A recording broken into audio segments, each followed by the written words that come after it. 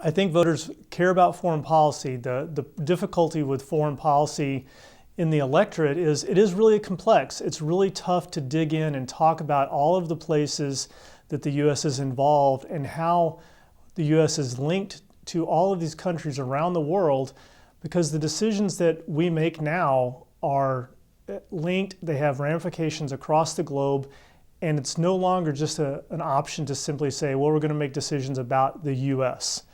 And those realities make it hard for candidates to talk in a soundbite.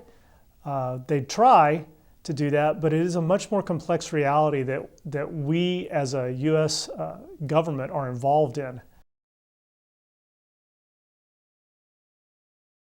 Well, I think that both of them bring a really unique aspect of foreign policy. You have Hillary Clinton, whose background as Secretary of State gives her a certain ability to talk about foreign policy. That comes with also, however, some negatives. The problems in Libya and the Benghazi kind of affair is kind of a cloud over her ability to do that. Donald Trump, on the other hand, the only thing he can really talk about is his international business experience. And while that certainly has an aspect of foreign policy, it's not foreign policy. People and companies, when they get involved in international corporations and international business dealings, that's not the same as the government making a decision. Those are international companies, and certainly he's got some experience with that, but it's not the same. International business experience, not the same as a government setting foreign policy, and certainly a far cry from making decisions as a commander-in-chief to send troops into battle.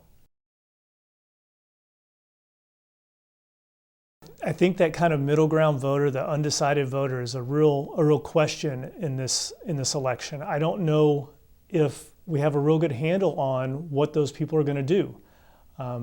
There's talk of people being greatly disaffected on both sides of the ticket, people unhappy with the Republican nominee, people unhappy with the Democratic nominee. There's this real question about those undecided, those middle of the ideological spectrum voter, about what are they going to do? Are they going to show up at the polls? Our traditional models of voting say that the activists on each side of the spectrum get really energized during the primary, but then candidates move to the center of that ideological spectrum to go after the middle voter, because the assumption is that's where most voters are, right in the middle, and that those are the ones who really turn out and vote on Election Day. So that race to the middle is what candidates are always about.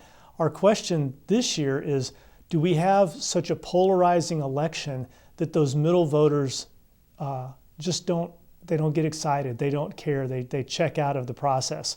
And if those people fall out of the electorate by not voting, it really becomes a question as to what do we get for overall turnout and ultimately who wins the election.